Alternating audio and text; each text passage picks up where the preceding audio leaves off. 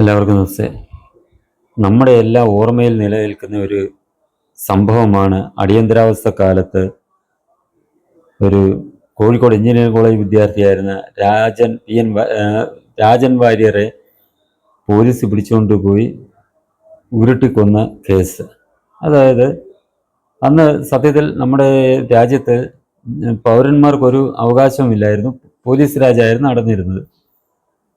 ഈ വിദ്യാർത്ഥിയെ നക്സൽ ആണ്, അതായത് ഈ രാജൻ വാര്യർ നക്സൽ ആണെന്ന് മുദ്ര കുത്തി അദ്ദേഹത്തെ കേരള പോലീസ് പിടിച്ചുകൊണ്ടുപോയി. കക്കയം പോലീസ് ക്യാമ്പിൽ കൊണ്ടുചെന്ന് രാജനെ അതിക്രൂരമായി ഉരുട്ടി കൊലപ്പെടുത്തുകയാണ് ഉണ്ടായത്.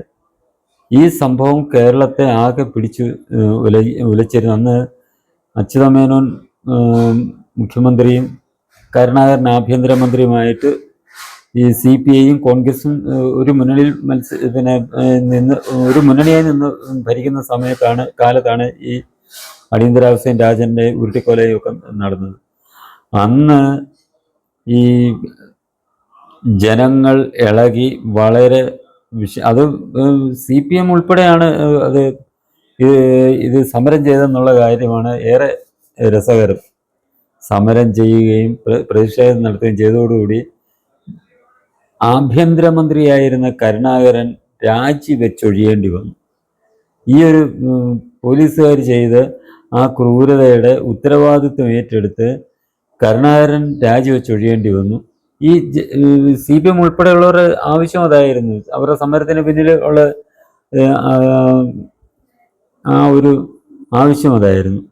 അങ്ങനെ അന്ന് ആ ഒരു കേസിൽ കേരളത്തിൻ്റെ ആഭ്യന്തരമന്ത്രി രാജിവെച്ച് മാതൃക കാണിച്ച ഒരു സംഭവമാണ് ഈ രാജൻ ഉരുട്ടിക്കൊലക്കേസ്. എന്നാൽ അന്ന് സമരം ചെയ്ത ആ പാർട്ടിയുടെ നേതാവായ പിണറായി വിജയൻ്റെ നേതൃത്വത്തിൽ കമ്മ്യൂണിസ്റ്റ് ഭരണം നിലവിൽ വന്നതിന് ശേഷം എത്രമാത്രം ലോക്കപ്പ് മർദ്ദനങ്ങളും കസ്റ്റഡി മരണങ്ങളുമാണ് സംഭവിച്ചുകൊണ്ടിരിക്കുന്നത്. അതിക്രൂരമായി ജനങ്ങളെ കൊണ്ടുവന്ന് പോലീസ് അതിനീചമായും അതിക്രൂരമായും അതിപൈശാചികമായും മർദ്ദിച്ച് കൊലപ്പെടുത്തി ഒരുപാട് സംഭവങ്ങൾ. കുറെ നാൾ മുമ്പ് ഈ ഉദയൻ എന്ന് പറയുന്ന ഒരു ആക്രി കട ജീവനക്കാരനെ കൊണ്ട് ഇവന്മാര് ഉരുട്ടിക്കൊന്നു എന്തായി? സർക്കാരും പോലീസും രക്ഷിക്കാൻ ശ്രമിച്ചപ്പോൾ CBI വന്ന് അന്വേഷിച്ച് അതിൻ്റെ യഥാർത്ഥ പ്രതികളെ കണ്ടെത്തുകയും ആ പാവം പിടിച്ച ആ ചെറുപ്പക്കാരനെ അയാള് ആക്രി വിറ്റുണ്ടാക്കിയ പൈസ അത് മോഷ്ടിച്ചെടുത്താണെന്ന് വരുത്തി തീർക്കുന്നതിന് വേണ്ടിയാണ് ഉരുട്ടി കൊന്നത്. ഒരു പ്രായമായ ഒരമ്മയുടെ ഏക ആശ്രയം. കോടതി വന്നപ്പോൾ എന്ത് ആണ് ഈ CBI കോടതി ഒന്ന് രണ്ട് പ്രതികളെ തൂക്കിക്കൊല്ലാനും മറ്റുള്ളവർക്ക് ജീവപര്യന്തം തടവും വിധിച്ചെങ്കിലും ഹൈക്കോടതി എന്താണ് കാണിച്ചത്? എന്തോ ഒരു മര്യാദയോടായിരുന്നു ഹൈക്കോടതി എന്ന് വന്ന ആ ഒരു വിധി ഇവരെയെല്ലാം തെളിവില്ലെന്ന് പറഞ്ഞ് വിട്ടയക്കുകയാണ് ഉണ്ടായത്. അപ്പോൾ CBI കണ്ടെത്തിയ തെളിവുകളൊക്കെ ഹൈക്കോടതിക്ക് അത് തെളിവല്ലാതായത് ഏത് രീതിയിലാണെന്നുള്ളത് ആ ഒരു ചോദ്യം നിലനിൽക്കുമ്പോഴാണ് ഇത്തരം ഈ പ്രശ്നങ്ങളൊക്കെ ഉണ്ടായിക്കൊണ്ടിരിക്കും. ഈ കസ്റ്റഡി ഉള്ള വാർത്തകൾ വന്നുകൊണ്ടിരിക്കുന്നത്. തീർച്ചയായിട്ടും ഈ കസ്റ്റഡി മരണങ്ങൾ എത്ര തെളിവുകൾ ഉണ്ടെങ്കിൽ പോലും ഹൈക്കോടതിയുടെ മുന്നിലെത്തിയാൽ അവരെ നിരപരാധികളായിട്ട് അവരെ ചിത്രീകരിക്കുന്ന സമീപനമാണ് ഈ കോടതികളുടെ ഭാഗത്തു നിന്ന് ഉണ്ടായിക്കൊണ്ടിരിക്കുന്നത്. അതുകൊണ്ട് തന്നെ തീർച്ചയായും കീഴ്ക്കോടതികൾ ശിക്ഷ വിധിച്ചാലും ഹൈക്കോടതിയിൽ പോയാൽ സുഖമായി ഊരിപ്പോരാം എന്നുള്ള ചിന്ത ഈ പോലീസുകാർക്കുള്ളത് കൊണ്ട് ആണ് ഇവർ കൂടുതൽ കൊലപാതകത്തിലേക്ക്, കസ്റ്റഡി കൊലപാതകങ്ങളിലേക്ക് കടക്കുന്നത് എന്നുള്ള കാര്യം നമ്മൾ പ്രത്യേകം ചിന്തിക്കണം. അതിന് ഊർജം പകരുന്ന വിധിയായിരുന്നു ആ ഉദയൻ എന്ന ആ ചെറുപ്പക്കാരനെ ക്രൂരമായി കൊന്ന പോലീസുകാർക്ക് CBI കോടതി നൽകിയ ആ ശിക്ഷ റദ്ദ് ചെയ്ത് അവരെ വിട്ടയച്ച് ഹൈക്കോടതിയുടെ വിധി എന്നുള്ളത് നമ്മൾ മനസ്സിലാക്കുക. അപ്പോൾ തീർച്ചയായും ഇത്തരം സംഭവങ്ങൾ ഇനിയും നടന്നുകൊണ്ടേയിരിക്കും. കാരണം ഈ കുറ്റവാളികൾക്കറിയാം ഇവിടെ കേരള ഹൈക്കോടതി എന്ന് പറയുന്ന ഒരു സംവിധാനം നിലവിലുണ്ട്. മറ്റു കോടതികൾ ശിക്ഷ തന്നാലും ഇവിടെ വന്നു കഴിഞ്ഞാൽ ഞങ്ങളെ നിരുപാധികം വിട്ടയക്കും എന്നുള്ള ഉത്തമ ബോധ്യം ഇവർക്കുള്ളതുകൊണ്ട് ഇവരുടെ ഈ കസ്റ്റഡി കൊലപാതകങ്ങളും ഉരുട്ടി കൊലപാതകങ്ങളും എല്ലാം തുടർന്നുകൊണ്ടേയിരിക്കും. അതിൽ നിന്ന് രക്ഷപ്പെടണമെന്നുണ്ടെങ്കിൽ നമ്മൾ ഈ സംസ്ഥാനം വിട്ട് വേറെ ഏതെങ്കിലും സംസ്ഥാനത്ത് പോയി, അല്ലെ UP-യോ ഹിമാചൽ പ്രദേശോ മധ്യപ്രദേശോ ഇങ്ങനെയുള്ള സംസ്ഥാനങ്ങളിൽ എവിടെയെങ്കിലും പോയി നമ്മൾ അഭയം തേടേണ്ട അവസ്ഥയാണ് ഈ നമ്മുടെ ഹൈക്കോടതിയിൽ വിധി ഉൾപ്പെടെയുള്ളത് പോലീസുകാർക്ക് നൽകുന്ന ആ ഉത്തേജനത്തിലൂടെ സംജാതമായിരിക്കുന്നത്. സത്യത്തിൽ എന്താണ് ഈ മുഖ്യമന്ത്രി ചെയ്യുന്നത്? അന്ന് ഈ ഒരു കൊലപാതകത്തിൻ്റെ പേരിൽ കരുണാകരൻ ആഭ്യന്തരമന്ത്രി പദം ഒഴിഞ്ഞെങ്കിൽ ഇപ്പോൾ ആഭ്യന്തര വകുപ്പ് കൂടി കൈകാര്യം ചെയ്യുന്ന മുഖ്യമന്ത്രി എന്തുകൊണ്ട് രാജിവെക്കുന്നില്ല എന്നുള്ള ചോദ്യമാണ് ഉയർന്നു വരുന്നത്. കരുണാകരനെ രാജിവെപ്പിക്കാൻ മുന്നിൽ നിന്ന് പ്രവർത്തിച്ച കക്ഷികളിൽ ഒരാളാണ് ഈ പിണറായി വിജയൻ.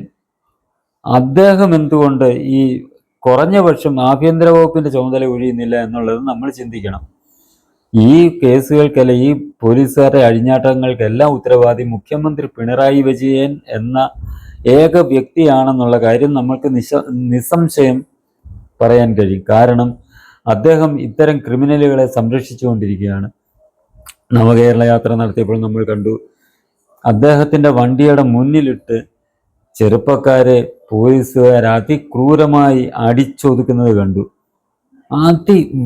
അംഗവൈകല്യമുള്ളവരെ, നടന്നു മാറാൻ കഴിയാത്ത ആൾക്കാരെ വരെയാണ് പോലീസുകാർ അതിക്രൂരമായി അടിച്ചത്.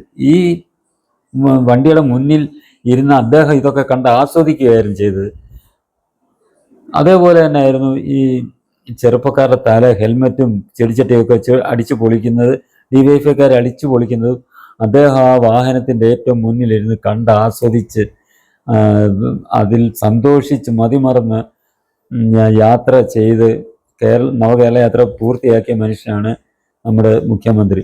അപ്പോൾ തീർച്ചയായിട്ടും ഈ പിണറായി വിജയന് പോലീസിൻ്റെ ഈ കസ്റ്റഡി മരണത്തെക്കുറിച്ചും അല്ലെ ലോക്കപ്പ് മർദ്ദനത്തെക്കുറിച്ചൊക്കെ കേൾക്കുമ്പോൾ ഒരു പ്രത്യേക സുഖമാണ്, മാനസികമായിട്ട് പ്രത്യേക സന്തോഷമാണ് ലഭിക്കുന്നത് എന്നേ നമ്മൾക്ക് കരുതാൻ കഴിയുകയുള്ളൂ. അതുകൊണ്ടാണ് അദ്ദേഹം ഇവർക്കെതിരെ നടപടിയെടുക്കാത്തതും ഈ ആഭ്യന്തരമന്ത്രി പദം ഒഴിയാൻ തയ്യാറാകാത്തതും എന്ന് വേണം നമ്മൾ അനുമാനിക്കാൻ. അല്ലായിരുന്നെങ്കിൽ എന്നേ അദ്ദേഹം ആ പോലീസുകാർക്കെതിരെ നടപടി സ്വീകരിക്കുമായിരുന്നു, അവരെ പിരിച്ചുവിടുമായിരുന്നു. ഇത്തരം ഒരുത്തൻ പോലും ഈ കേരള പോലീസിൽ കാണാൻ പാടില്ല എന്നുള്ള ഒരു നിലപാട് മുഖ്യമന്ത്രി എന്തുകൊണ്ട് സ്വീകരിക്കുന്നില്ല? അതാണ് നമ്മളെ ഏറ്റവും കൂടുതൽ ആശങ്കപ്പെടുത്തുന്നത്. ഇത്തരം ക്രൂരത ചെയ്യുന്ന പോലീസ് ഉദ്യോഗസ്ഥർക്ക് പ്രൊമോഷൻ നൽകി, അവർക്ക് ഉയർന്ന പദവികൾ നൽകി, ഇതിന് കൂടുതൽ പ്രോത്സാഹനം നൽകുന്ന നടപടികളാണ് ഈ പിണറായി വിജയൻ്റെ നേതൃത്വത്തിൽ കേരള സർക്കാർ ചെയ്തുകൊണ്ടിരിക്കുന്നത് എന്നതിനാൽ മാത്രമാണ് ഈ പോലീസുകാർ ഇത്തരം തോന്നിയവാസം കാണിച്ച് ജനങ്ങളുടെ ജീവൻ ഇല്ലാതാക്കാൻ ശ്രമിച്ചുകൊണ്ടിരിക്കുന്നത് എന്ന കാര്യം നമ്മൾ എപ്പോഴും ഓർത്തിരിക്കണം. അതുകൊണ്ട് ഈ തരത്തിലുള്ള ഭരണം ഇനി നമ്മൾ ആഗ്രഹിക്കുന്നില്ല എന്ന കാര്യം കൂടി നമ്മൾ തീരുമാനിച്ച് വേണം അടുത്ത വരാൻ പോകുന്ന തെരഞ്ഞെടുപ്പുകളിൽ നമ്മൾ പോളിംഗ് ബൂത്തിലേക്ക് കടന്നു ചെല്ലാൻ എന്ന കാര്യം നമ്മൾ പ്രത്യേകം ഓർത്തിരിക്കുക. ഇനി ഈ ചാനൽ സബ്സ്ക്രൈബ് ചെയ്യാനും ബെൽ ബട്ടൺ അമർത്താനും ലൈക്ക് ചെയ്ത് ഷെയർ ചെയ്യാനും മറക്കരുത്.